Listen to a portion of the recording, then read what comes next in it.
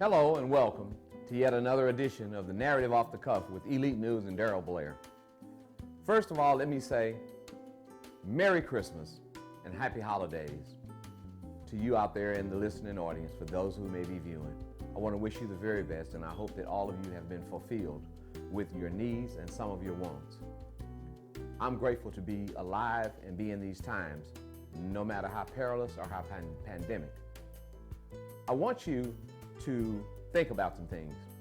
I found myself greatly irritated this week that we have got bamboozled and sidetracked and somewhat hoodwinked with some things that are going on. I'm going to start by talking about preachers. Not talking about, but just giving an overview. Then I'm going to talk about the federal government and the FBI and the prosecutors with the United States District Attorney's Office. And then I want to talk about banking. So let's get going. It's been the model for our community that the church has been the business model, the social model, the economic engine that drove the community long before we got into all of these enterprise entities. And yet, in these times when you have to take a turn and pivot and learn how to do it anew, it's rather strange that those who profess and preach and purport a gospel that we do believe and we live, they talk about a faith that we should have, and then they talk about preparation and good stewardship that we should be in guard of. Well, they're not doing it. In these times, you've had to make that paradigm shift to go from in-person to the media, to this format of the media, whereby you reach out to your people. You go to them instead of coming him come to you. But there are some who are so selfish and so small-minded and yet so trivial that they're so consumed with a dollar bill that they just as soon take yours in as opposed to spend theirs out to get you to come and to have you participate in what thus say the Lord. Some of these preachers, I had one of them call me the other day mad because I called him the 5-man 75 turkey giveaway. 5 big pastors, 75 turkey giveaway. I'm not belittling pastors, but I'm appealing to and I'm chiding those individuals. You know who I'm talking about. That you have not made any kind of adjustments with your ministry. You haven't grown in any way. You simply just got a camera phone and went live and said something. You're not reaching out to your people. You're not engaging your people. There are a litany of charitable organizations in our community. Just today, as I rode around, I saw 5 churches and 6 501c3 organizations with food lines giving out food. Haven't seen a lot of those individuals that I'm talking about and that I'm disappointed in. Let's use that word, disappointed in what you purport as opposed to what you support. Get your ministries together. But when the lights come back on after this pandemic and these vaccines are out and we're in, you're going to look up at some folks who were sitting in your pews paying their tithes. Bye-bye. Where did they go? Bye-bye. They went away from you. Because you didn't do enough spine cracking on the Bible to learn the scriptures, to preach, to reach, to teach, and bring people in. Enough about the preachers. Next thing I want to talk about is we've gotten bamboozled. Black Lives Matter does matter. Black businesses matter, does matter. These things matter in our community. So why is it now that we are at this point of understanding that we've been hoodwinked by all these banks? Over 400 plus banks in the North Texas area and the Dallas County area and whatnot, that they don't come below I-30. I'm grateful to individuals like Robert Petrie, who've pushed the envelope on this, and a gentleman by the name of James McGee, who've worked diligently in our community to highlight these inadequacies and these injustices. The banks are playing us. They did a study. You go look at it. I'm going to give D Magazine their credit at Channel 8. With Mr. Schechter, they went on and talked about these banks who, for some reason, and we know, got a passing grade from the Office of Comptroller of Currency, a passing grade from the FDIC, and a passing grade from the Federal Reserve with regards to CRA. That is Community Reinvestment Act. That says that a bank that does business in a given community has to, in turn, put something back into that community. You got these banks out here not doing a damn thing, and you being hoodwinked. They showed a study where in Dallas County proper, 48% of Caucasians who apply for loans get them. 22% of Hispanics who apply for business loans, that is, get them. 8%, a paltry 8% of blacks who get business loans. Then they came below I-30 and then zeroed in on the study. 45% of whites got loans. 18% of Hispanics got loans. 2%. A decimal 2% of businesses below I-30 got loans. But yet these banks get passing grades from all of those collective entities.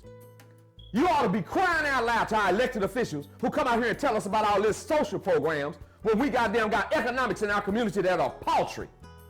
We got black business owners who are just putting it in. They putting in the work.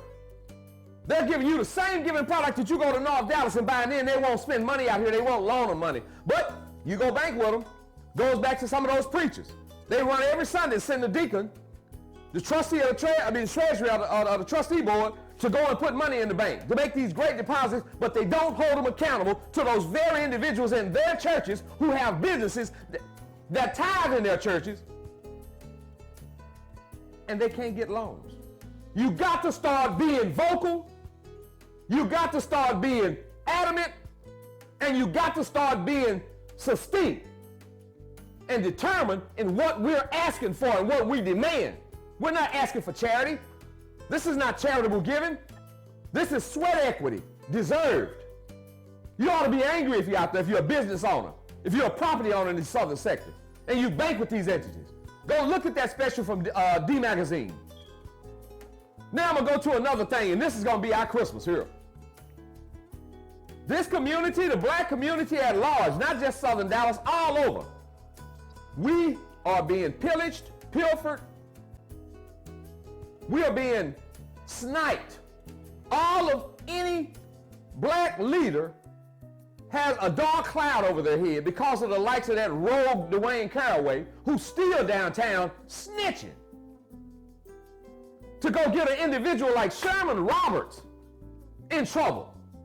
If you've been gone before that horn and you had to answer that bell call, then yes. But I'm going to speak personally for Sherman. I looked at his work before I knew him.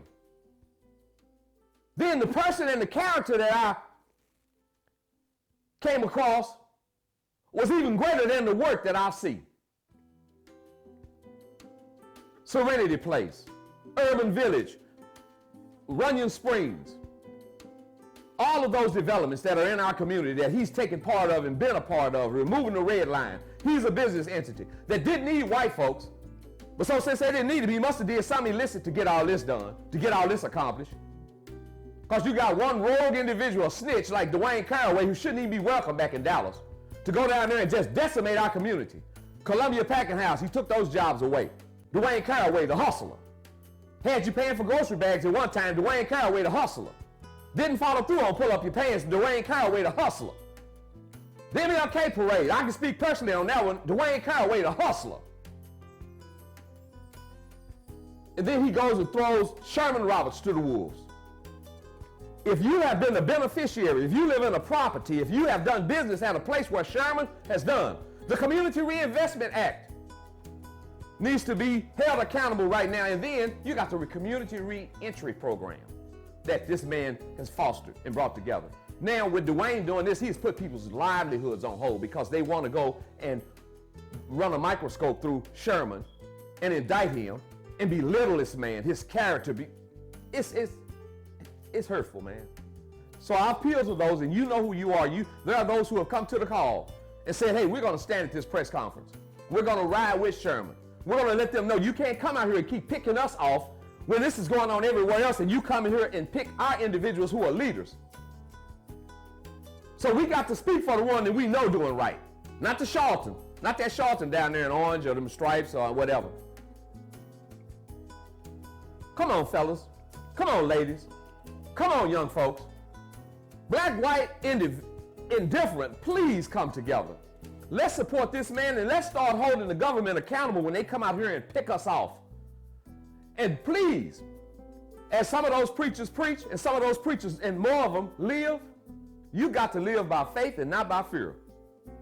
You speak out against the government, the Department of Justice, the U.S. Attorney's Office.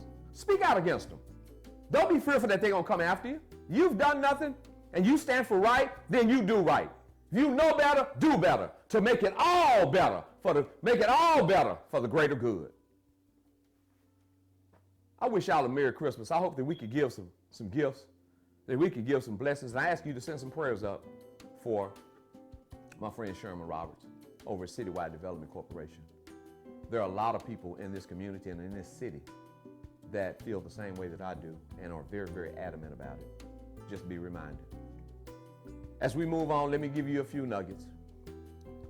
Not giving no kudos right now because I haven't had one elected official to come stand up and say, well, hey, I've done business with him. He's done good business, and we didn't operate that way. I've never gotten that from him.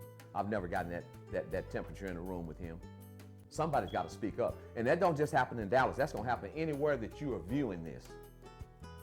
Be ever so vigilant about what you watch them do and how they throw something over here to distract you from what they're doing over here on the other side.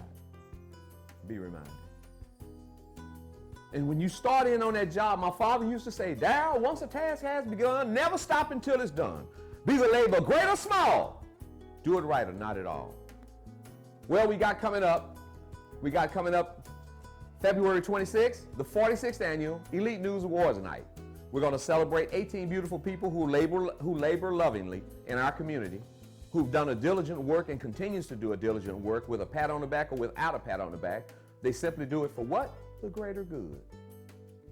Let us all do it for the greater good, and let's applaud and support them as they continue to do it for the greater good and for the betterment of mankind at large.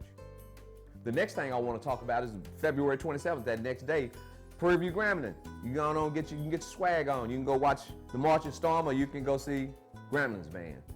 How about that? Because I'm a Prairie View man. That's a Marching Storm. Go on out there and support them. Then we got June 19th, the inaugural Juneteenth Festival celebration in March, starting at William Blair Jr. Park all the way into Fair Park. Yeah, that's a march. Come bring your horses, come bring your wagons, come bring your buggies, come bring your cars, your bicycles, bring your best pair of tennis shoes, bring your mask, because we're going to mask up. And COVID's going to be a little bit loosened by then, these COVID restrictions and whatnot.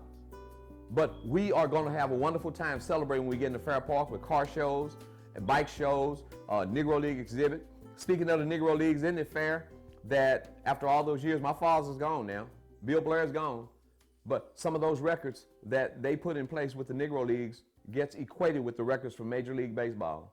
I just know that while my father may be turning over in his grave about some things, he's doing flips about this one, that they're celebrating. And it's kind of ironic that at the same time Charlie Pride passed, who he and my dad played ball up in Idaho, and they played some barnstorming together, that they brought that into, they signed that into their rule book, that the Negro League would be accounted for the same as Major League Baseball.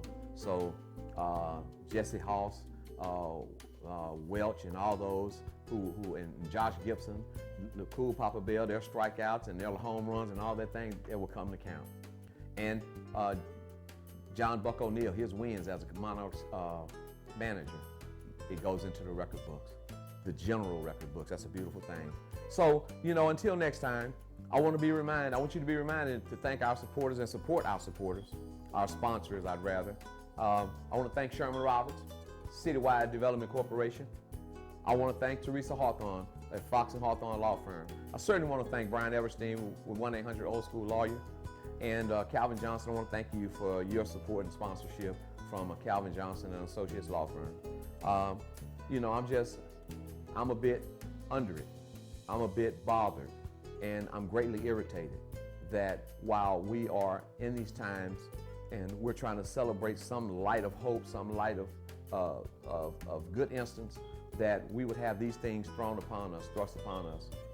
Our community is under siege, and we have to be vigilant about circling the wagons and being for one another and not throw one another under the bus. So until next time, from the Elite News and the Blair Foundation. You know what I want you to do? Get it on your mind. God bless and God keep is my prayer. Happy holidays.